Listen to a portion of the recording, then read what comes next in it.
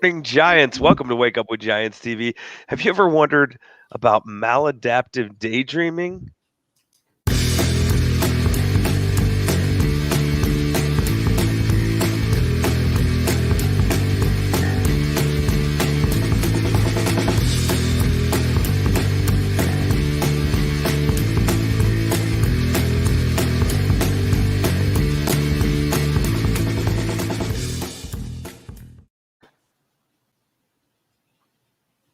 Yeah. Daydreaming. Wait, let's go back and do another video. Intro video. Hey, Number two. You know what's awesome is that if you haven't subscribed on YouTube, you can do that. You can ding the bell and go do that. Go subscribe on Wake Up with Giants TV on YouTube. But we're back on We're Facebook. back. You can comment live. My lighting's doing something weird here. Over there. But Facebook, we're back. Why is it that whenever you try and do that, you always choose the wrong side first? I don't know. There's something about that. Maladaptive. Maladaptive. I had a maladaptive daydream last night. It felt like 5 seconds of sleep. Yeah, that's maladaptive for sure. It's probably not at all. When I pulled this topic off of our list of topics, I'm like, I have no idea what it is. So here we are, learning about it, sharing it with you. I think it's useful for what we're creating though around the Giants, and I'll tie that in. But I'm going to dive in. We get comments already. Yes. Hi. Welcome back, Giants. We love you so much. Yeah. Well, we're here.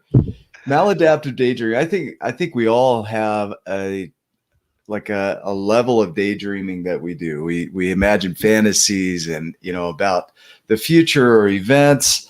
A daydream is just a series of pleasant thoughts that distract your attention from what is right now. Mm-hmm. And so maladaptive is that you just don't come out of it. I don't know if you've seen the movie The Secret Life of Walter Mitty. I might have to go back and watch that. I'm gonna have to watch it. Yeah. Where he's living his reality. So they have one foot in reality. It's not like they're all in daydream land and fantasy land. They have one foot in reality and then one foot in dreamland. But they have a hard time re-engaging back into reality. It's almost as though that consumes them. Mm-hmm. And some people say it's more of an addiction than it is a disorder. And so, which it's not classified as a disorder, as a mental disorder. It's just something that occurs. So if you're spending 56% or more of your time daydreaming, then you might have maladaptive daydreaming. Is there a Manitoba? Manitoba. I just wanted to say it like that. You probably don't even say it like that. I've got my toque. Yeah, toque. Yeah, not a toque. That's different. That's this. Don't do that. First thing in the morning. And now we're banned from Facebook again. So yeah. Love you too. Don't want that, man. 30 days of banned. Yeah, here's where I tie it into the Giants journey. That's Joni. Hi, Joni. Hi, Joni. When we look at our daydreams or our visions, a lot of times we will just daydream and vision, but not bring it into reality. That's where I want to tie maladaptive daydreaming in, is that it's a chance for you to re-engage with life when you recognize that you're spending much of your time just creating the vision and not putting it into reality, not acting on it. Then it's not just maladaptive daydreaming, it's maladaptive in a way living or creating. And so the goal is to take those dreams and visions that you have and work them into this world, kind of weave them in. And so what do you think when you hear that, Ryan Morris? So I had a whoa, see my lighting? Yeah. Whoa. I can't move. I don't know what to do with my hand. Only when you point it out. Otherwise, no. Just sit here. Yeah. So I have this. I found this guy that he's a multi-billionaire. Yeah. I didn't find him. He was already found.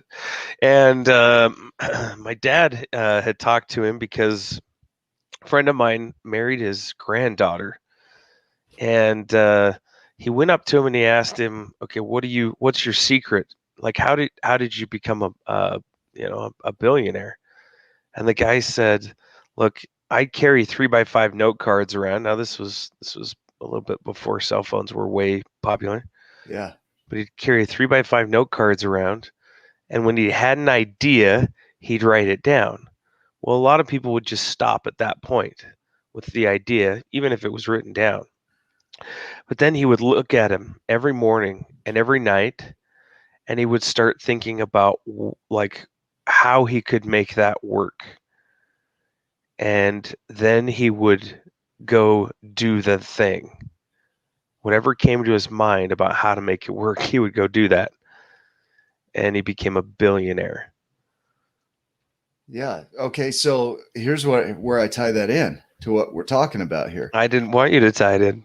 No, I'm just kidding. Then It's just my story. There's a story. There's a story. I thought about tying it in too, and then there's this there's a maladaptive storytelling. It has nothing to do with anything. I should have gone off on nice. some long. That was nice. Okay, Walter Mitty, welcome back, man.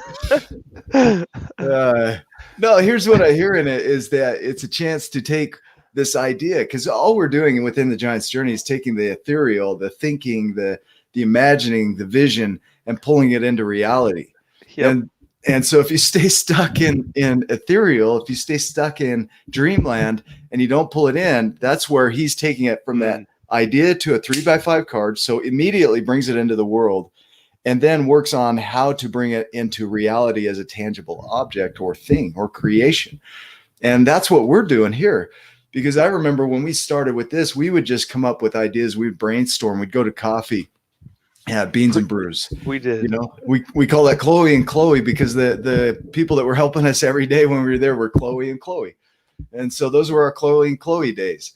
And so we would go in and we'd take this vision and we'd put it onto a notepad, and then we'd go out and act on some of it. And because of that, we were able to bring into this reality, Wake Up with Giants TV, the Tribe of Giants, the League of Giants, the book. All of that came about because we were taking it out of dreamland and pushing to create it as reality. We might never have met Paula and Joni, who are on right now. Yeah, that's what's cool. Crazy. These tribe members are now friends with each other. Yeah. And us, and we're like, we didn't even know them a year ago. And here we are making friends out of strangers. It's weirder making strangers out of friends. Strangers out of friends. Well, we do that too, actually. Unfortunately. So I think with maladaptive dreaming is one, recognizing that you're unconscious in it. So if you're constantly dreaming but not acting, then you might be in a space where it's not serving you. And that's all we're trying to create here. And so if it's not serving you, it's not useful, then how can you turn it and even put one step into that creation? Even one little thing, the idea of jot goals, just one thing. What's one thing you can do today to bring your dream into this reality? Even a small step. Do that. That's perfect. Yeah. Little steps, right? Little steps. Over time. Little changes. Steps. I was almost thinking of a song, but that's as far as I got. Maybe that will be someday. Little steps. That's all I got. You guys finish it from there. Yeah. I like that, Joni. Thank you. Yeah. No one is a stranger, just someone you haven't met yet. Just sauntering, man. Just sauntering here. Realizing that other people have complex lives. Okay. Awesome lives. I think that's it, man. Any other thoughts? That was great. Thanks for tying back in my story. Just thought I was going to be stuck with Walter Mitty forever. You're going to go like 10 minutes and you'll just rant. And I'll be like, I don't know how that fits. Where's he going with this? It's too early to think that amazing right now. I might have to have our viewers help us out and get us back. I'll be like, I don't know. What do you guys think? They did. Yeah. Awesome. Thanks, Paula. Yeah. Love you guys. Make it a giant day. Remember, you're exactly where you're supposed to be. And we will see you in the next video. Love you too.